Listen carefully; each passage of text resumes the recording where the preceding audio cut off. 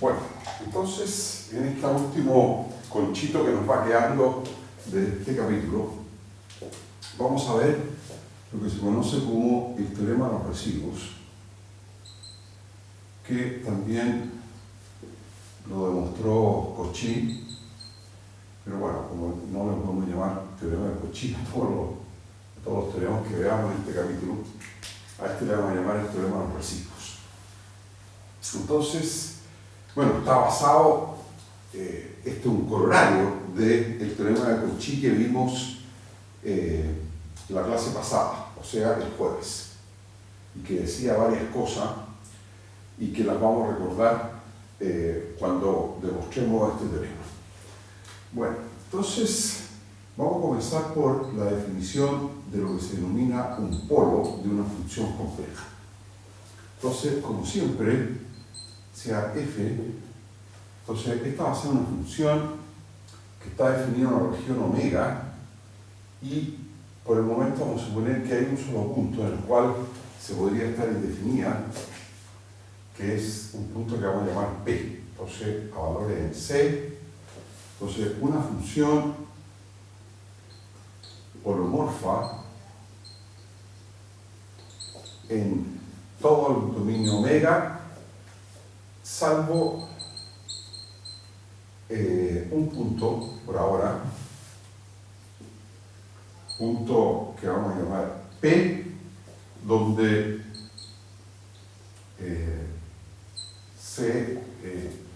en principio vamos a colocar se indefine, o sea, podría ser que no esté ni siquiera definida en ese punto. ¿Ya? Entonces, se dice que, vamos a decir que, se dice que F posee un polo en P, entonces esta función va a poseer un polo en P, entonces posee un polo en P, donde está indefinida, si existe un entero K, bueno, que tiene que ser mayor o igual que 1, o sea, los polos de orden 0 no nos interesan, ¿de acuerdo?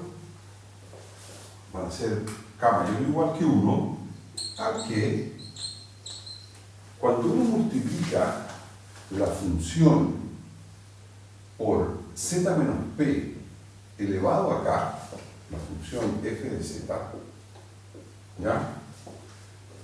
Claro, cuando uno toma el límite, cuando z tiende al punto P, ¿se fijan?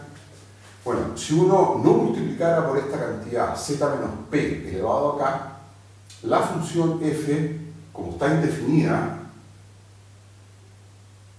en el punto P, este límite no existe en general, ¿de acuerdo? Cuando z tiende a p, porque la función está indefinida, no es continua, no pasa nada. Pero, si uno la multiplica por z menos p elevado a k, que es algo que evidentemente tiende a 0, ¿se fijan? Multiplicado por f, este límite existe. ¿De acuerdo?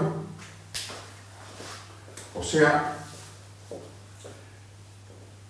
para que tengamos un polo orden P un polo en P, es necesario poder remover, si ustedes quieren, ¿no es cierto?, la singularidad que hay o la indefinición que existe en z igual p, multiplicando por algo que remueve o suaviza, digamos, de alguna manera, la singularidad. Ahora, evidentemente, ustedes se dan cuenta de que si existe un k, por decir algo, k igual 2, y este límite existe, si uno pone k igual 3 acá, o sea, k más grande, este límite va a seguir existiendo y no solo va a existir. Si uno coloca un k más grande para el cual ya existió el límite, sino que el límite va a empezar a valer 0. ¿Están de acuerdo? Porque, bueno, supongamos que con k igual 2 tenemos un límite. ¿De acuerdo? Si ponemos k igual 3, es lo mismo que haber puesto ¿qué cosa? Z menos p por z menos p al cuadrado, o sea, por un k igual 2, y por f de z. Con z menos p elevado a 2 y por f de z ya el límite existía. Y si multiplicamos por z menos p, bueno, sería el límite de algo que existe por el límite de z menos p. Y el límite de z menos p, cuando z tiende a p, vale 0. Entonces sería 0 multiplicando algo que ya existe, daría resultado 0, o sea, sigue existiendo. Entonces, quizás podríamos decir, si para un k igual a k sub 0, por ejemplo, este límite existe, entonces, para todo k mayor que k sub 0, el límite, cuando z tiende a p, por f de z es igual a 0. O sea, no solo existe, sino que para los k mayores o iguales que mayores que k sub 0, el límite empieza a valer 0. ¿De acuerdo? Pero es una pregunta. Sí. ¿Tiene un significado geométrico que f tenga un polo? ¿O que sí, como lo escribe la parte izquierda de la pantalla? No mucho. No mucho porque son variables, son funciones de variable compleja. Entonces, la geometría es bien complicada, ¿ya? O sea, estas funciones de variable compleja no se pueden dibujar fácilmente, ¿ya? ¿Está claro? Porque son funciones en el fondo de R2 en R2, geométricamente, y esas funciones los gráficos no se pueden ver con mucha facilidad. ¿Está claro? Sí, muchas gracias. Entonces, todo es bien analítico aquí en realidad, ¿ya? Entonces, supongamos que para un cierto k igual a k sub 0, este límite existe, y lo que tenemos es que para los k más grandes que k sub 0, el límite sigue existiendo y no solo existe, vale 0. ¿Está claro? Por lo tanto, tiene mucho sentido, por lo tanto, luego, tiene sentido, y eso es lo más importante, tiene sentido pensar en el menor k, ¿no es cierto?, para el cual que se cumple la condición, se cumple asterisco. El primer k, digamos, ¿no es cierto?, para el cual ese límite existe. Porque los k más grandes ya no nos van a interesar, pero sí el más chico. Y ese más chico, entonces, a este k más pequeño se le denomina el orden del polo.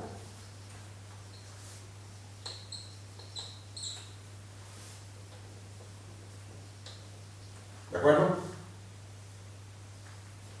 El orden del polo. ¿Ya? Entonces, estas funciones holomorfas, salvo en un punto, ¿no es cierto?, es lo que se denominan, o sea, y que tienen un polo en el punto P, uno le interesa mucho saber cuál es el orden del polo. O sea, si es que para que el límite cuando z tiende a P haya que multiplicar por z menos p, o haya que multiplicar por z menos p cuadrado, o haya que multiplicar por z menos p al cubo, etc., va a ser importante saber si para remover la singularidad que hay en P o la indefinición que hay en P es necesario un polinomio de grado 2, 1 de 3, o etc. ¿De acuerdo? Entonces el grado de ese polinomio es muy importante. Pero una vez que hemos encontrado el orden del polo, ¿qué cosa ocurre? Entonces, una vez que conocemos K, ¿no es cierto?, a este K, una vez que conocemos ese K, ¿qué pasa con la función z menos p elevado a K por f de z? Esa función, entonces, si K es el orden del polo P, entonces, ¿qué podemos decir de esta función? Z menos P elevado a K por f de z.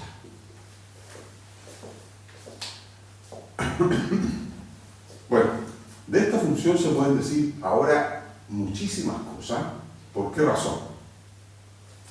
Porque esta función pasa a ser una función, entonces, z menos k, primero que nada, es holomorfa en omega menos p, ¿no es cierto? O sea, es derivable en omega menos p. ¿Por qué razón? Porque es el producto de una función polinomial con una función que es ya holomorfa en omega menos p. ¿Están todos de acuerdo? Pero no solo holomorfa, sino que además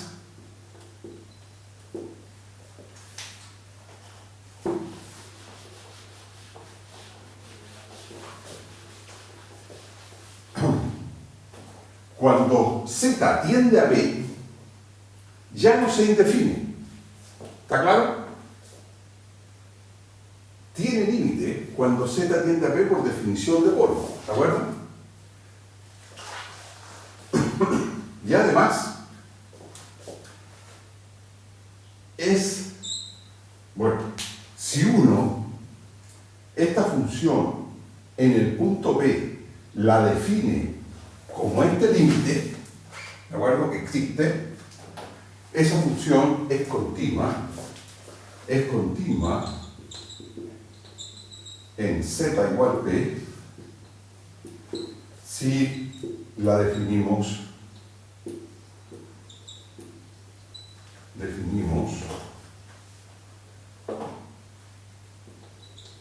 como el valor del límite asterisco,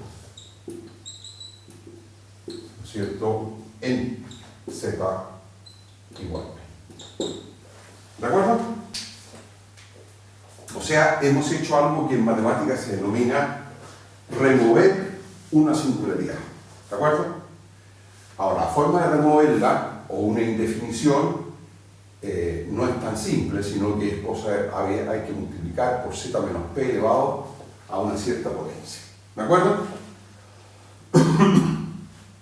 Entonces, ahora, lo que es muy interesante es que esta función z menos p elevado a k por f de z le podemos aplicar nuestro gran teorema de Cauchy. ¿Está claro o no? Porque las funciones, ¿a qué funciones de complejas se le puede aplicar el teorema de Cauchy? Justamente a aquellas que, siendo holomorfas, salvo en un punto, ¿no es cierto?, en ese punto son continuas. ¿Recuerdan ustedes? Bueno, y cuando le aplicamos el teorema de Cauchy, podemos decir muchísimas cosas. Lo primero que podemos decir es que la función también en el punto z igual p es holomorfa, primero que nada. Después, que la función en z igual p es en todas partes no solo es holomorfa, sino que es de clase C infinito. Y más aún, admite un desarrollo en serie de Fourier, ¿están de acuerdo? O sea, en serie de potencias, y para la cual existen coeficientes, C sub 0, C sub 1, etc., tal que la función se puede escribir como la serie de potencia en torno al punto P, y la verdad es que en torno a prácticamente de todos los puntos de omega en realidad. ¿Ya? ¿Ok? Ahora, nosotros no vamos a trabajar en todos los puntos de omega, sino que simplemente en una vecindad del punto P, que es donde nos va a interesar escribir el teorema de los residuos. Entonces, con esto vamos a decir función z menos p elevado a k por f de z, le podemos aplicar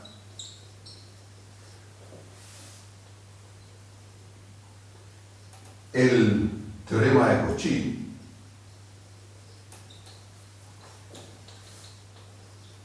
y concluir muchas cosas.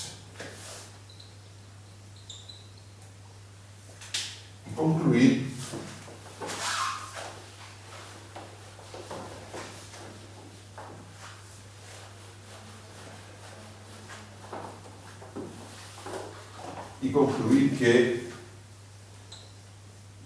z menos p elevado a k por f de z es de clase C infinito de omega y posee un desarrollo en serie de potencia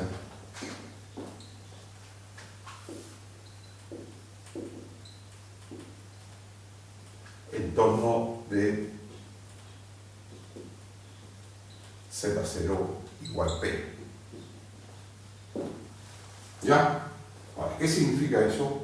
Entonces, que si R mayor que 0 es tal que la bola, ¿no es cierto?, de centro P y radio R está contenida en omega, entonces existen coeficientes C sub 0, C sub 1, etc.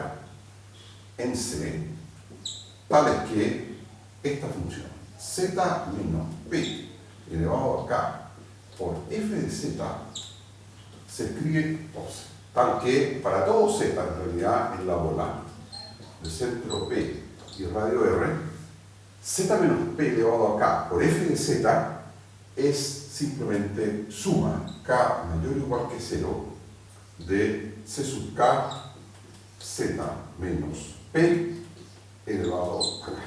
Bueno, esto es bien interesante, porque la función z menos p elevado a k por f de z ahora ya la tenemos bien controlada, sabemos exactamente qué forma tiene cuando z está dentro de la bola de centro P y radio R. ¿De acuerdo?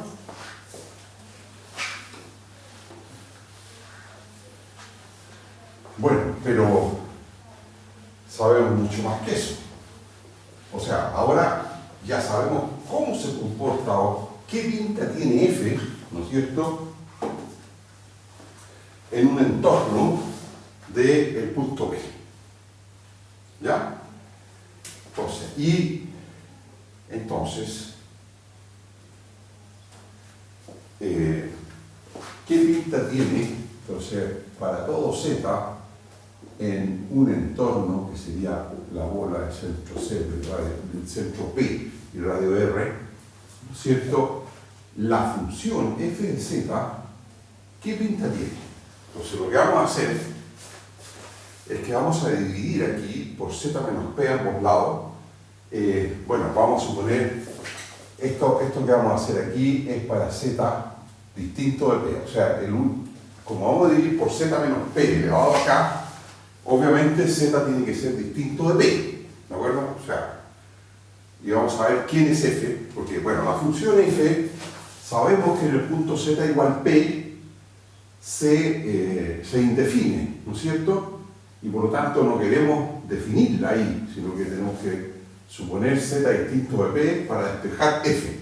Entonces, al despejar f, nos queda, fíjense ustedes, estoy usando un subíndice aquí que no es muy interesante, porque este k es el orden del polo, y esto lo estoy usando acá también. Entonces aquí lo que hay que hacer, por supuesto, es cambiar este subíndice, y aquí este subíndice lo vamos a llamar j mejor, ¿ya? C sub j elevado a j, ¿ya? Entonces, nosotros sabemos que esto es c sub 0 más, etc. Entonces, el primer término con j igual 0 es c sub 0, después el término con j igual 1 es c sub 1, z menos p, más, etc. Entonces, Cuando dividimos ambos lados por z menos p elevado a k, lo primero que nos queda es c sub 0 partido por z menos p elevado a k, que es el orden del polo, más c sub 1, después por z menos p elevado a k, pero como arriba hay un z menos p, aquí quedaría k menos 1, más, bueno.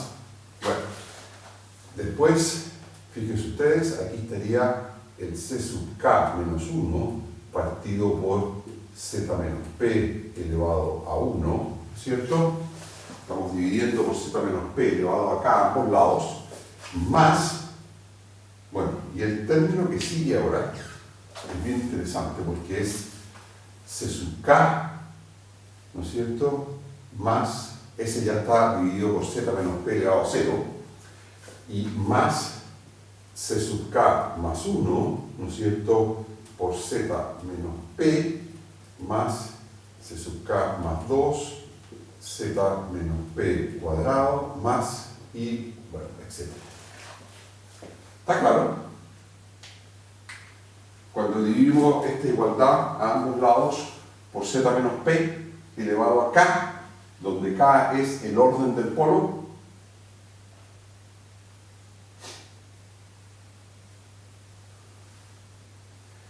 bueno, aquí vamos a distinguir cosas interesantes.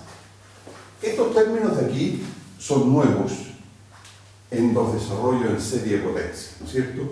¿Por qué razón? Porque en el fondo son coeficientes complejos, pero multiplicados por z menos p a un exponente negativo. ¿Se fijan? Porque está dividido por z menos p elevado a k, z menos p elevado a k menos 1. Entonces, este es un comportamiento nuevo que no habíamos visto nunca en este capítulo, ¿ya? En donde las funciones tienen un desarrollo en serie de potencia, pero que incluyen términos con z menos p elevado a algo, a un j negativo, ¿ya? Ese negativo sería menos k, menos, abre paréntesis, k menos 1, hasta menos 1. Y después ya viene un desarrollo en serie de potencia que es el mismo de siempre. O sea, esta función que está aquí, esta parte de acá, si ustedes quieren la podemos llamar g de z, ¿no es cierto? Es una función, una función de clase c infinito y que tiene un desarrollo en serie de potencia usual. ¿De acuerdo? O sea, esa función es lo más razonable que existe. Y no solo no está indefinida en ningún punto, sino que es de clase c infinito en esta bola, etc. ¿Ya? Pero estos términos de aquí son nuevos. Bien, entonces ahora vamos a definir. Definición. Entonces, se llama residuo de la función f en el polo P, que es un polo de orden K, al coeficiente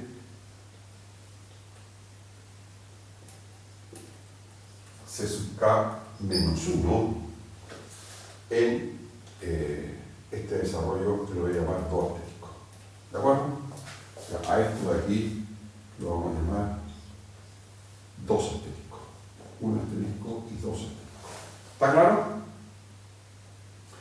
Este coeficiente que está ahí se llama el residuo. Ahora, ustedes se preguntarán, ¿por qué diablo eso? Bueno, cuando veamos el teorema del residuo, vamos a ver que ese coeficiente, que es el que queda con z menos p elevado a menos 1, ¿no es cierto?, juega un rol distintivo en este desarrollo y un rol bien distinto al resto de los coeficientes. Ahora, ¿cuál sería la expresión explícita? A ver, voy a mirar, no quiero borrar este de aquí, no lo quiero borrar, porque es lo mismo que eso 8, z menos p elevado a k. O sea, ¿quién es el residuo? Entonces, esto es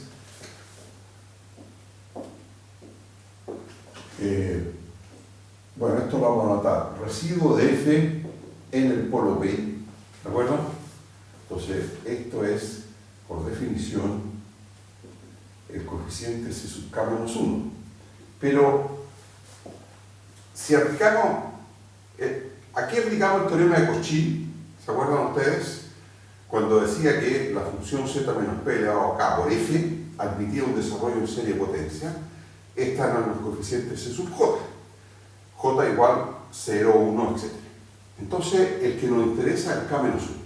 Ahora, para este coeficiente C sub k menos 1, existe una fórmula explícita, ¿no es cierto?, del coeficiente. Y esa fórmula explícita, ¿se acuerdan ustedes que era el C sub j, en general aquí era igual, es igual a 1 partido por j factorial, derivada de orden j, ¿no es cierto?, de esta función. Entonces, es la función z menos p elevado a k por f de z, ¿no es cierto?, derivada de orden j y evaluado en p, ¿no es cierto? ¿Ya? Ahora, esta función es una función que en z igual p, recuerdan ustedes, había que definirla de una cierta manera, que era con el límite de la función cuando z tendía a p. ¿Ya? Bueno, y uno hace lo mismo con todas las derivadas. Entonces, en realidad, uno pone aquí simplemente el límite cuando z tiende a p de esto que está aquí. ¿De acuerdo? De la derivada orden j de este término. Y, en particular, el coeficiente k-1 va a ser simplemente 1 partido por k-1 factorial. Entonces, límite cuando z tiende a p de la derivada de orden j, perdón, k-1, derivada con respecto de z de orden k-1, ¿de qué función? De la función z menos p elevado a k por f de z y cerrado paréntesis. Entonces, esa es la definición del residuo. Uno toma la función z menos p elevado a k, la multiplica por f, la deriva k-1 veces, entonces este z tiene que ser k con respecto a z k-1 veces, donde k es el orden del polo, y calcula el límite de eso cuando z tiende a p.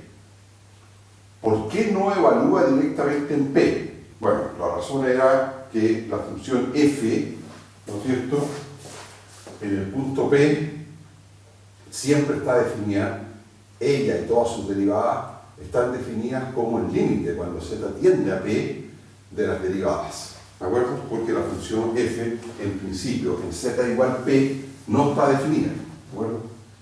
Y para poder hacer las definiciones, uno necesita multiplicar primero por z menos p elevado a k y hacer z tender a k. Z tender a p. Bueno, ya, esto mejor no lo borro. Sí, sí. A ver, voy a recopiar esto porque lo voy a necesitar. Entonces, C sub 0 partido por z menos p elevado a k, y esto era z menos p elevado a k, no, esto es f de z, pero es f de z.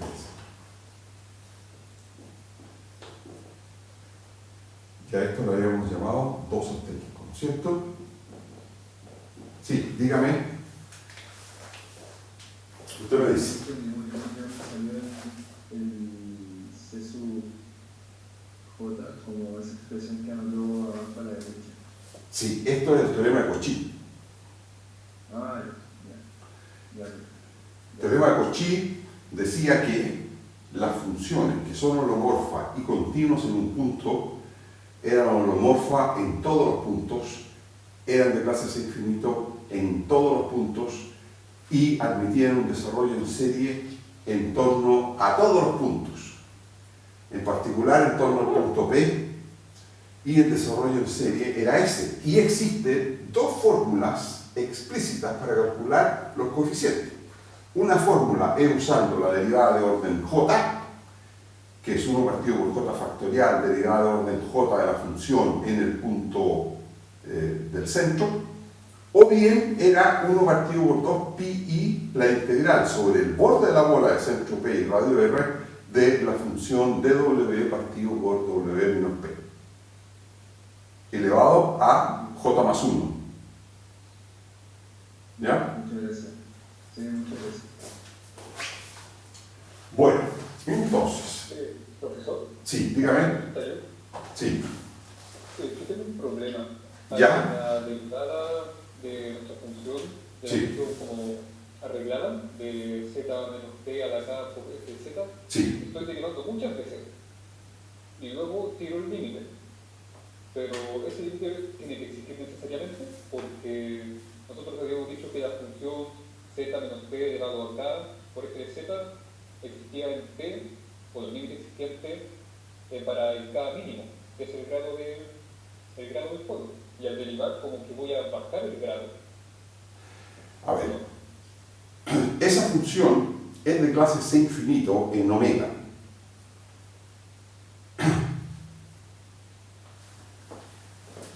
La función z menos p elevado a k por f es de clase C infinito en omega.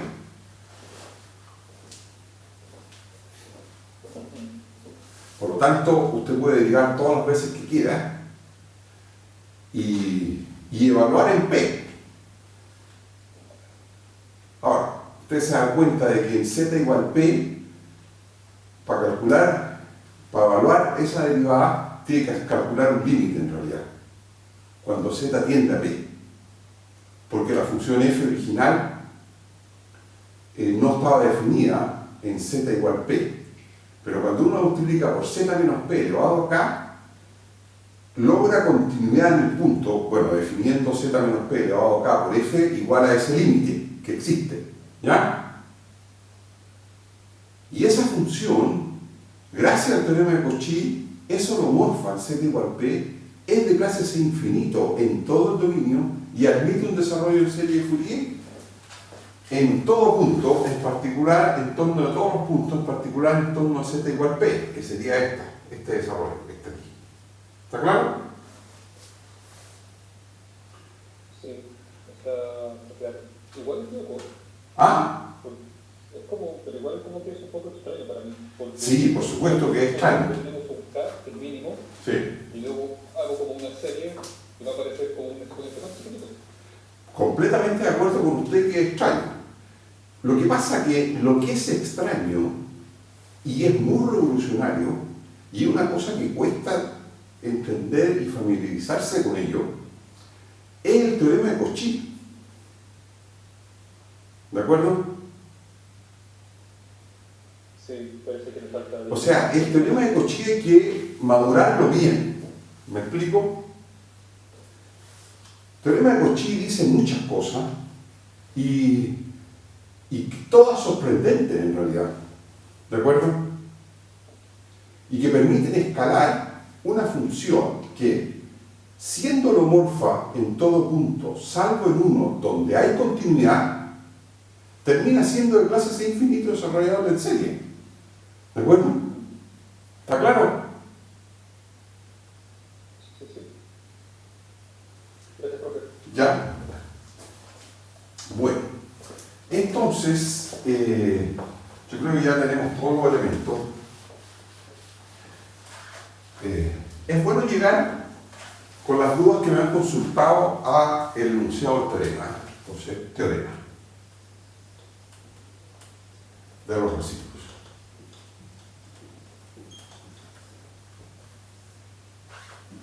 Entonces ahora, el teorema lo voy a enunciar con n polos.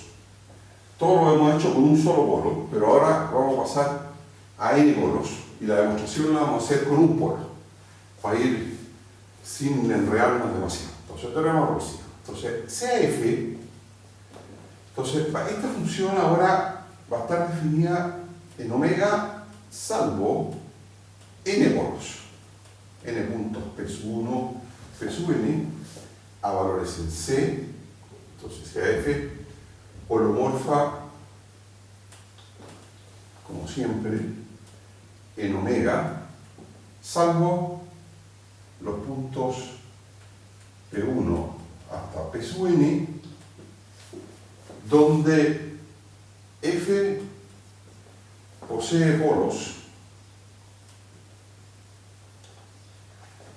de orden K sub I.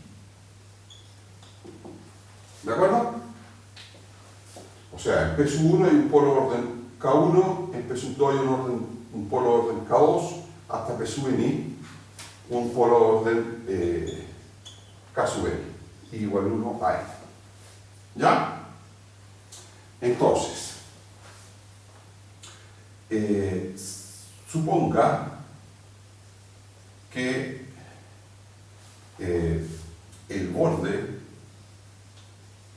de omega es una curva, de estas curvas que es una curva, entonces es una curva gamma cerrada,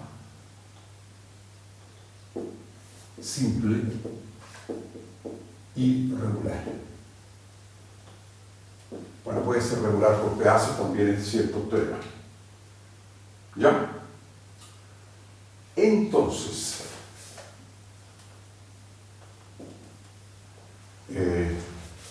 quizás lo primero que tendría que hacer es un dibujo. ¿Les parece? Un dibujo. Un dibujo donde lo haga.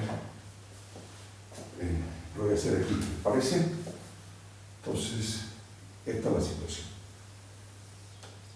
Vamos a suponer que además la curva, o sea, el borde de omega, lo recorremos en sentido anterior. ¿Ya? Curva cerrada, simple y regular, recorrida en sentido antihorario. ¿Ya? Eso no lo vamos a decir. Entonces, lo que tenemos nosotros aquí son algunos polos. P sub 1, P sub 2, hasta un polo P sub n. Este es de orden K sub 1, K sub 2, hasta K sub n. ¿De acuerdo? Bueno, lo que dice este teorema de Cauchy es que si ustedes calculan la integral sobre gamma, la integral compleja de f de z sobre la curva, con gamma recorrida en sentido antihorario, entonces esto es igual a 2pi la suma desde i igual 1 a n del residuo de la función f en el punto P sub i. ¿Ya?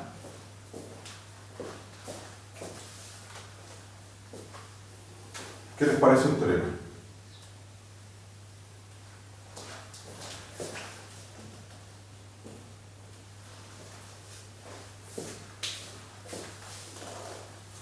Ustedes me dicen si les gusta el teorema o no.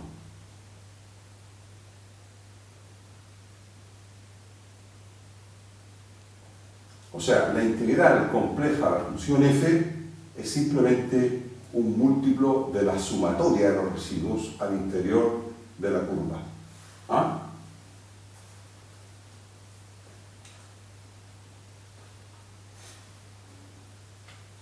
Ahora, estas son todas cosas inimaginables en variable real.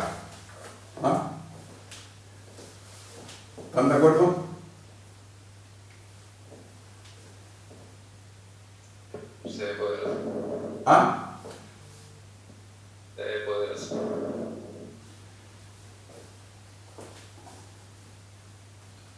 Sí.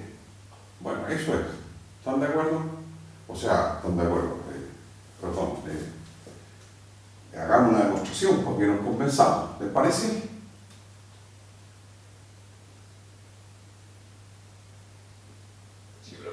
Ya. Bueno, entonces, recordemos que el residuo es el término C sub k menos 1, donde K es el orden del polo, en este desarrollo doble asterisco. Entonces, vamos a hacer la demostración.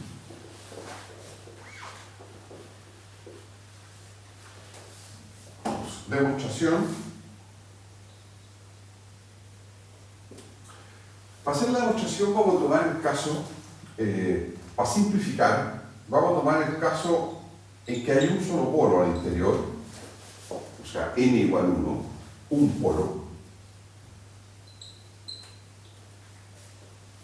y un polo, n igual 1 y caso 1 igual k, caso 1 igual k, el orden del polo. ¿Ya? Orden del polo. ¿Ya? Entonces, bueno, voy a borrar aquí, porque creo que no está. Ya vamos a ver que el caso de n polos en la demostración es muy parecida. ¿Ya? Entonces,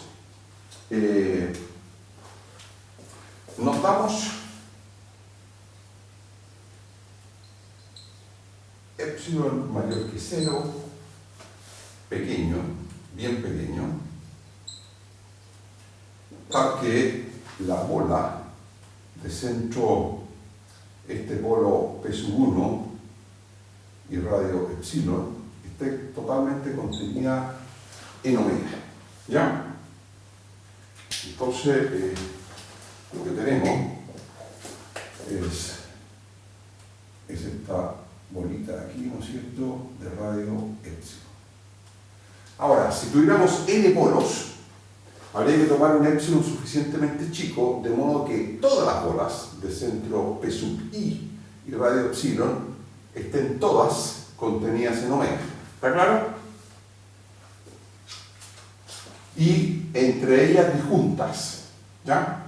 Aquí, como estamos suponiendo que n vale 1 y tenemos un solo polo, no es necesario que sean disjuntas con las otras, que no existen, digamos. ¿Ya?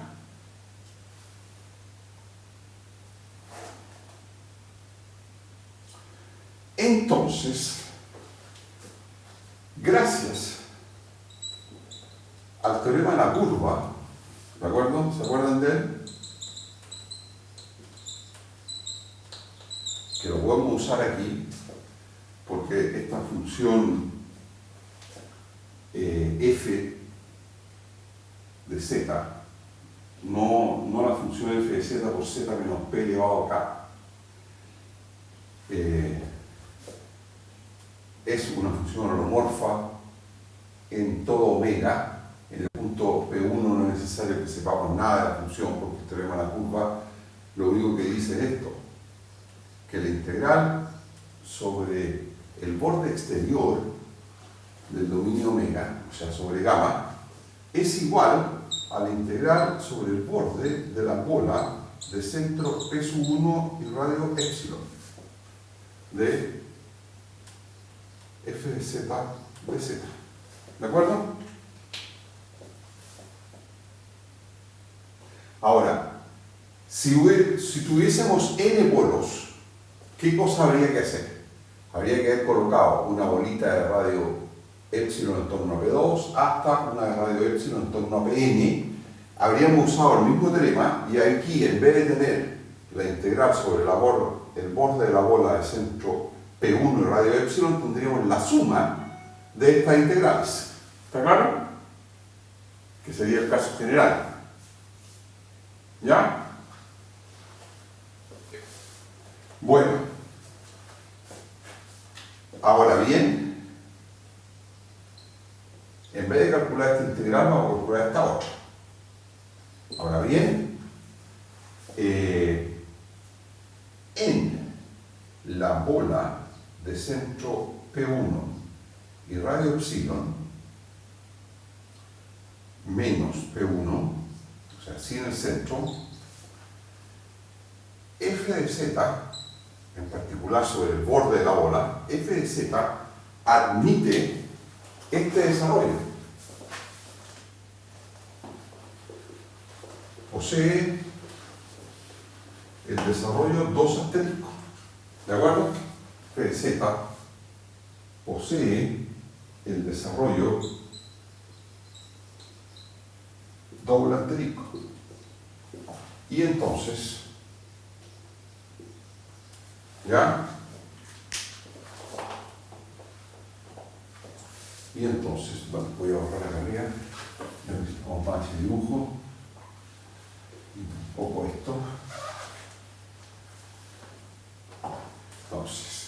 Entonces, esta integral del lado derecho, la integral sobre el borde de la bola, a ver, a esto lo voy a llamar, llamémosle gamma epsilon 1, para simplificar un poquito la notación. Entonces a esto le vamos a llamar gamma epsilon 1, ¿ya? Que es el borde de la bola de centro P sub 1 y radio epsilon. Entonces, la integral sobre gamma epsilon 1 de f de z es igual a, bueno, vamos sumando esta integral, ¿de acuerdo? O sea, sería c sub 0 por la integral sobre gamma epsilon 1 de z partido por z menos p elevado a k más, bueno, hasta que llegamos a c sub k menos 1 por la integral sobre gamma epsilon 1 de quién? De 1 partido por z menos p de z más, bueno, y aquí esta la ponemos simplemente integral gamma epsilon 1 de esta función g de z, que es una función de clases infinito y desarrollable en serie de potencia. Bueno, y ahora vamos calculando una a una esta integral. ¿Cuánto vale esta primero?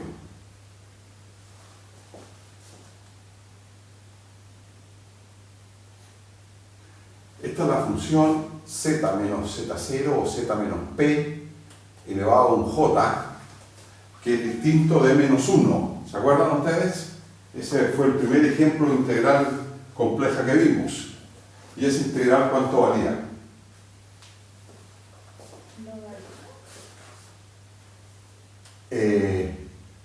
Esta tiene primitiva, z menos p elevado a k tiene primitiva. ¿Y quién es la primitiva? Es z menos p elevado a menos k más 1 partido por menos k más 1. ¿De acuerdo? Y la integral sobre curvas cerradas de funciones que tienen primitiva, ¿cuánto vale? 0. Entonces, esta vale 0. ¿Cuánto vale la que sigue? 0. Todas estas valen 0, salvo cuál. Justo esta, que era con j igual menos 1, porque ahí la primitiva, ¿quién era? La primitiva era el logaritmo, pero desgraciadamente no se podía aplicar el teorema. ¿Por qué razón? Porque la función logaritmo no es una función derivable en todo punto. ¿De acuerdo? Y aquí en particular, desgraciadamente o afortunadamente, esta curva pasa por la discontinuidad del logaritmo, ¿se fijan? Porque ahí está el punto P y esta curva es esta, ¿no es cierto? Recorrida en sentido antihorario y la discontinuidad del logaritmo es eso, ¿de acuerdo? Toda esa zona. Y por lo tanto aquí la función logaritmo no es derivable, ¿ya? O por lo tanto el logaritmo no es la primitiva de z menos de 1 partido por z menos p, porque aquí pasamos por esta zona que es la más complicada. Pero esa integral nosotros la calculamos. ¿Se acuerdan o no? ¿Y cuánto vale esa integral?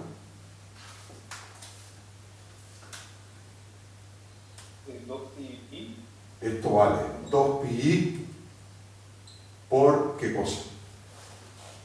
Por el número de vueltas que da. Número de vueltas que da gamma epsilon 1 en torno de quién? De p. ¿Ya? ¿Y cuántas son esas? Una sola. Número de vueltas de gamma epsilon 1 en torno de ¿quién? De P. O sea, resultado final 2pi. ¿Ya? Bueno, ¿y cuánto vale esta otra? Porque esta es la última que tenemos que calcular. Bueno, esta función g es una función holomorfa, de modo que su integral también vale 0. ¿Está claro? Conclusión. Todo esto, ¿cuánto vale?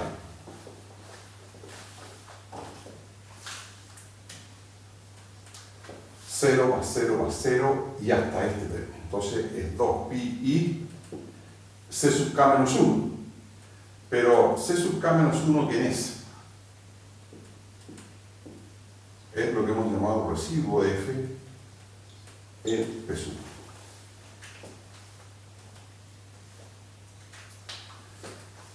¿Qué les parece?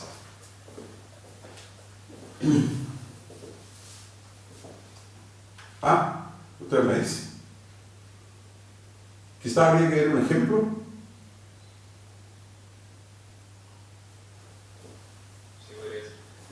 Sí, yo creo que, bueno, quizás antes del ejemplo, tengo que enunciar la regla del hospital, porque, como muy bien ustedes predijeron, una predicción bien intuitiva, pero muy certera, para calcular estos residuos hay que calcular unos límites que muchas veces no es fácil calcular. Entonces, proposición. Esto es lo que se denomina la regla del hospital en variable compleja. Entonces, sean f y g funciones holomorfas en un dominio omega y tales que la función g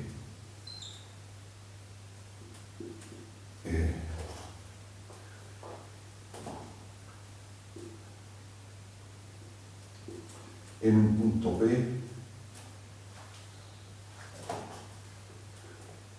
se anula, al igual que sus primeras k menos 1 derivadas.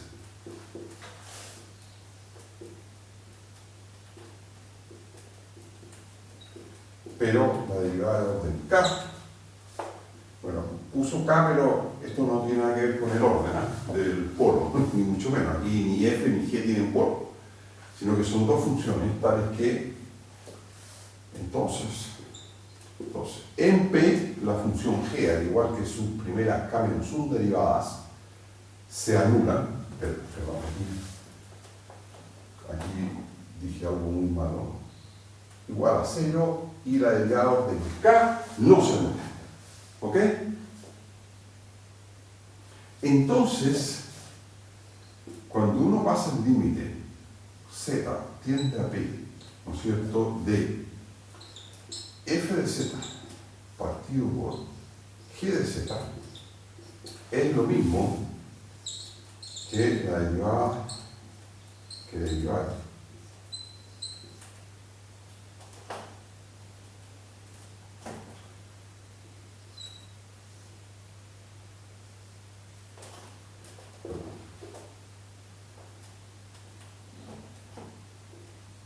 Que la primera derivada, 1 partido por g, que derivaron a ver acá, z tiende a p,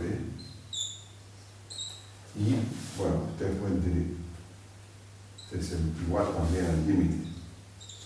Cuando z tiende a p, de la derivada de orden p de z partido por g de orden p de z, y este límite vale lo que dice la regla del hospital, o sea, vale. Podría no existir, ¿no es cierto?, si la derivada de orden j de f en p es igual a 0 para algún j entre 0 es distinta de 0, perdón, 1 hasta k menos 1, y vale la derivada de orden p, de orden k, en p partido por la derivada de orden k en p si la función f y todas sus derivadas se anulan, son iguales a 0 para todo j entre 0 y k menos 1. ¿Ya?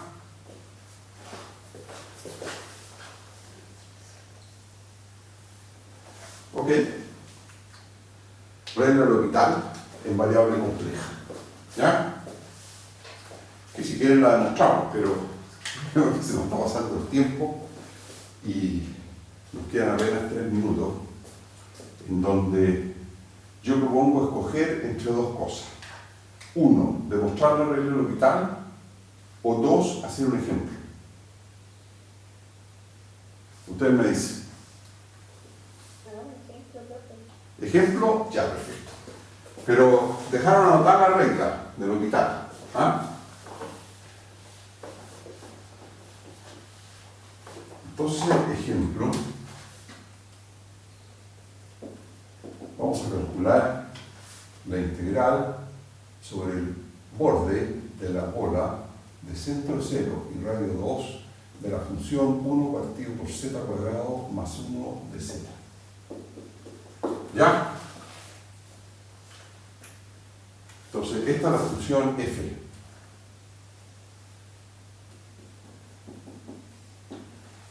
Ya. La pregunta es, ¿dónde hay polos? Entonces, lo que uno hace es escribir f de z como 1 partido por z más i por z menos i. ¿Se dan cuenta o no? Sumo por diferencia. Y entonces, los candidatos a polo, entonces, en P1 igual I, y P2 igual I menos I, digamos, hay polos. ¿Y cómo calculamos el orden de estos polos? Para calcular el orden de los polos hay que ir calculando los límites de z menos el polo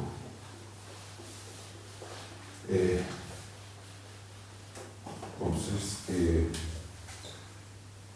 y como el límite cuando z tiende a i de z menos i por f de z, ¿cuánto vale? Porque si ustedes multiplican por z menos i, eliminan esta singularidad y les queda 1 partido por z más i, y entonces sería 1 partido por 2i, y el límite cuando z tiende a menos i de z más i por f de z vale 1 partido por menos 2i, y si ustedes multiplican por z menos i al cuadrado, ya el límite vale 0. Y aquí, si multiplican por z más i al cuadrado, el límite vale 0. Los polos son de orden, ¿cuánto? De orden 1. ¿Ya? Entonces, ahora tenemos que ver esta curva, que es, ahí está 2i, aquí está menos 2i, aquí está menos 2, aquí está 2. Entonces, la curva es esta, ¿no es cierto?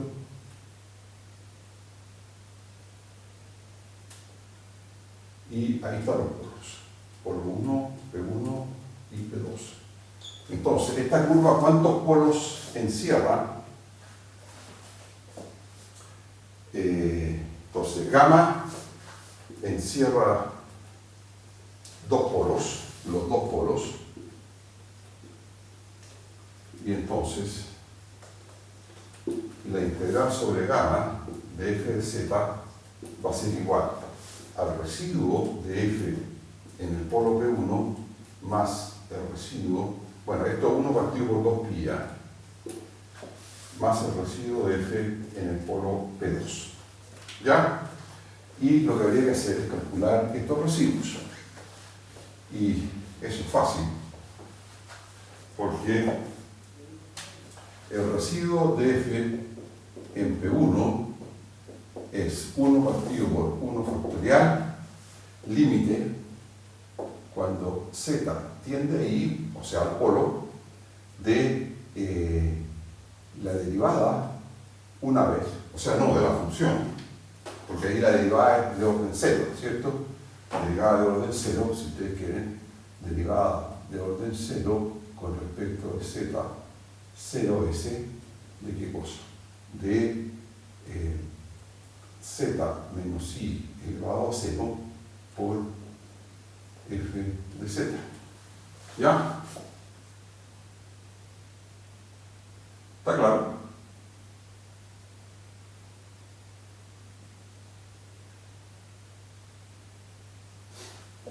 Sí, dígame. ¿Qué dice en la integral de abajo?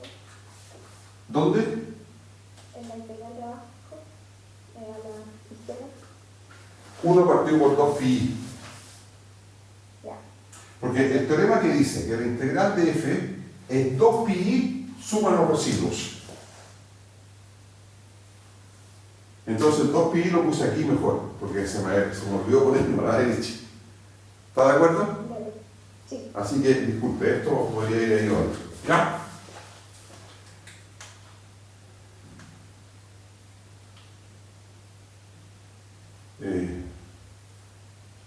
¿Hay algo que...?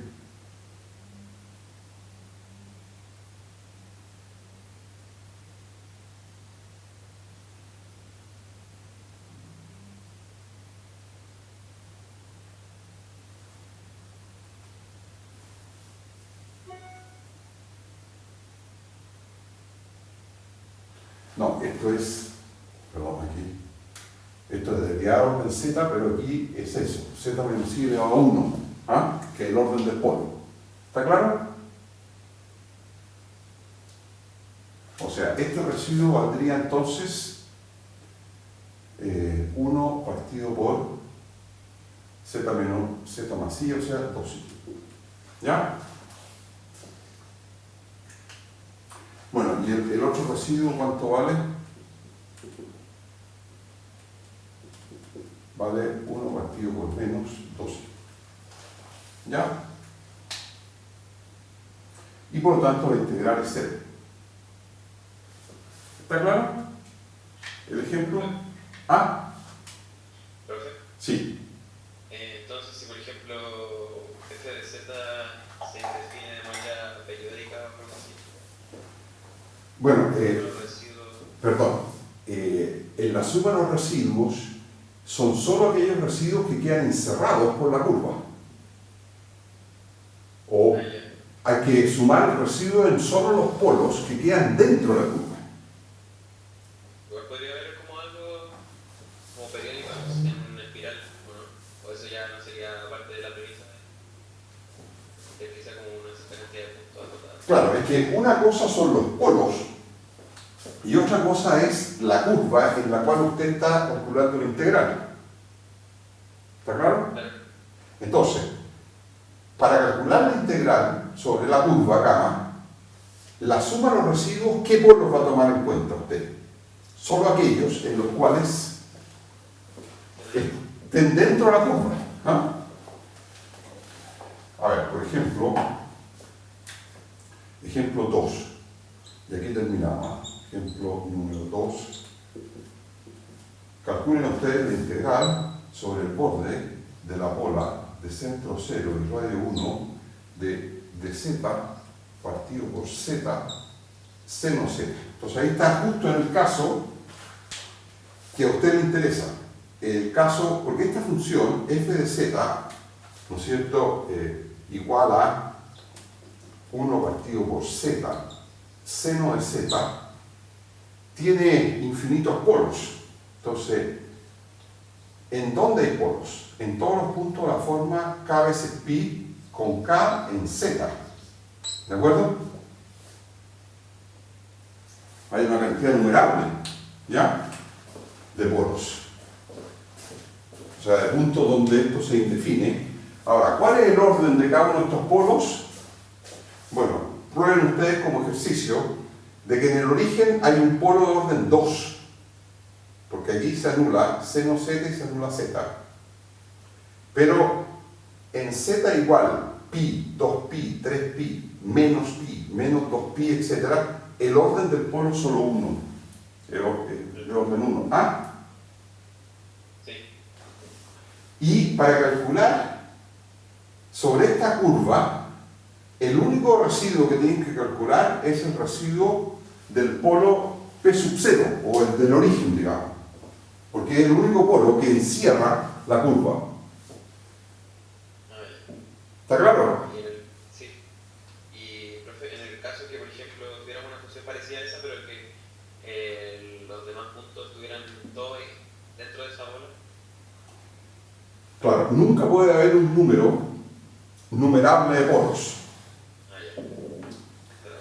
Claro, nunca puede haber un número numerable de polos, porque en ese caso los polos tendrían un punto de acumulación, y entonces ahí eso no puede ser, porque la función no se puede aplicar al teorema. Esa es una función que no cumple la hipótesis del teorema. O sea, no puede ser una función holomorfa en todo el dominio omega, porque, me explico, porque no se puede aplicar el teorema de Cauchy. Y respecto a si eso igual es integrable, tendríamos que verlo por otro tipo de... Claro, funciones con... No, claro, esas funciones es más complicado integrarlas, claro. Sí, no, esas funciones no se puede aplicar el teorema recursivo, hay que usar la definición quizás de... ¿Ah? Ya. Vale, gracias. ¿Está claro? Sí. Más preguntas. Voy a cortar entonces la grabación.